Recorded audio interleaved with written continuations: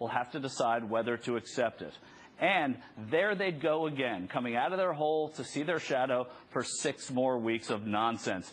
Joining me now to dissect the nonsense, Democratic Congressman Steve Cohen of Tennessee. He comes to us from Washington, D.C. Congressman Cohen, so great to have you back in the war room. It's interesting you mentioned the 6 weeks, because we had a hearing today in Judiciary on the REINS Act, and I mentioned I felt like Bill Murray. I mean, it's just Groundhog's Day in Washington. The Republicans come up with the same pablum and regurgitate it over and over and over. Yeah, it seems absolutely totally endless. And now top House Democrats are calling for their caucus to vote against the Republicans' short-term plan to fix this, or their short-term budget bill. Will any Republicans get on board? I think no Democrats will. Some Democrats will get on board, probably some blue dogs, but most Democrats will vote against the continuing resolution because it cuts so much in the programs that are important to people and to our constituents. And as you say, it does give the Defense Department monies they haven't even asked for.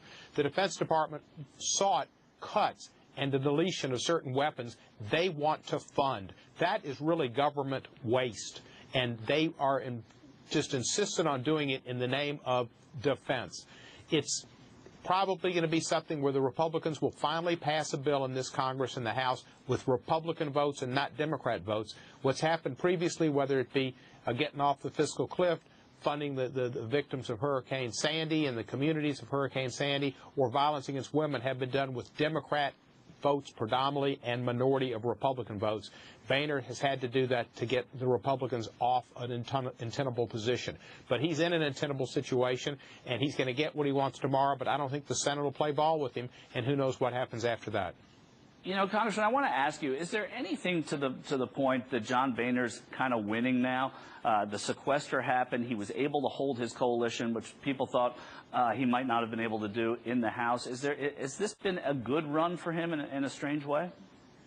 Well, the Republicans can't really get together as a unified group. They don't really operate now. The old Will Rogers, I'm not a member of an organized party, I'm a Democrat. If Will Rogers was alive in 2013, he certainly wouldn't be a Republican, but because his statement would have applied more to the Republicans. I don't know that. Boehner got the sequester by not getting a vote, not having to bring his troops together to get 218. I don't know that he can get 218 on anything that is reasonable and appropriate, and the American public is showing on social issues and on fiscal issues that they don't agree with the Republican Party. They showed it at the ballot box in 2012, electing President Obama, and having more votes by far cast for Democrats, not Republicans, for the House. Only gerrymandering gave them the House. And in the Senate, it was a big win. So the Republicans are they're in trouble. And Boehner is in trouble, but he's keeping Eric Cantor at bay and having to keep his Tea Party folks who are ideologues, who don't understand compromise, who don't understand government, and who are the problem. And I said it first on Current TV about 2 years ago.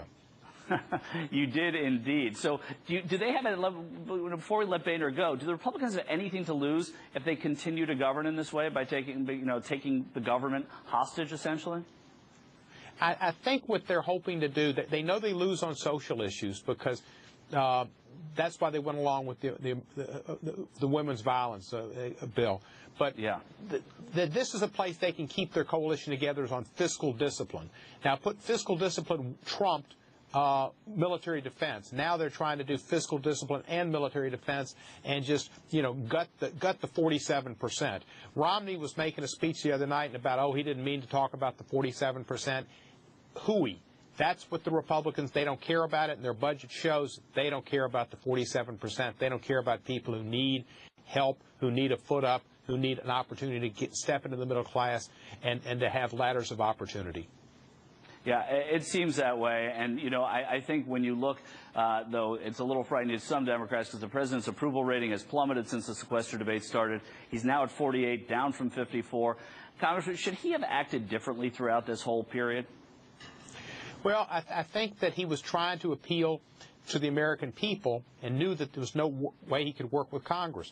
When John Boehner says, and the Republicans say, that it's a no-starter when you talk about revenue, and Simpson Bowles was about revenue, the president's always been about revenue, and he agreed to $1 trillion in revenue at one time. And there needs to be revenue, and it needs to be fair. And 31 out of 33 economists, I mean, it's even a higher percentage than I think the people that believe Colgate helps you defeat cavities, agree that you need a combination of revenue and cuts, and you need to get the economy moving, bolster the middle class, have consumers to get this country out of the recession, and you grow out of it. It's the Republicans who don't agree with that. So I don't think the president saw there was any way to work with Boehner in getting a compromise, wanted to put them in a corner, and I'm sure the sequesters hurt him, but I think it's probably hurt Republicans more. They have less room to give up because they're probably bordering on single digits. Yeah, no, that makes all the sense in the world. And I think, his hands were tied. The president could only go to the people because he couldn't get it done in Congress. I want to take you, before we let you go, to a different issue, which are marijuana laws. Today, you issued a statement about former DEA chiefs who are calling on the president to nullify state laws. You said this: "It is arrogant of these former DEA chiefs to encourage the president to nullify state marijuana laws. The fact that these former DEA chiefs are so focused on marijuana possession is why we have lost the war on drugs." So, Congressman, if we've lost the war on drugs, what should federal policy on drugs be going forward? Well, where states have legalized it, Justice Brandeis said the states are the laboratories of democracy.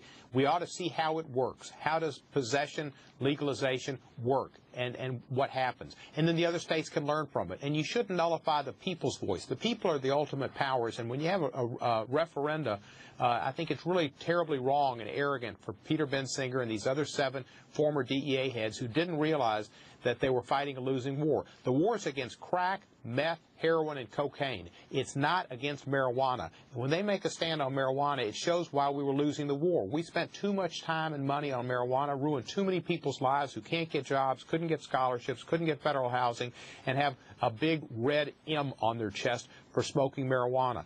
That is not what America should be about, and taking people's liberty for something that the American people are not against.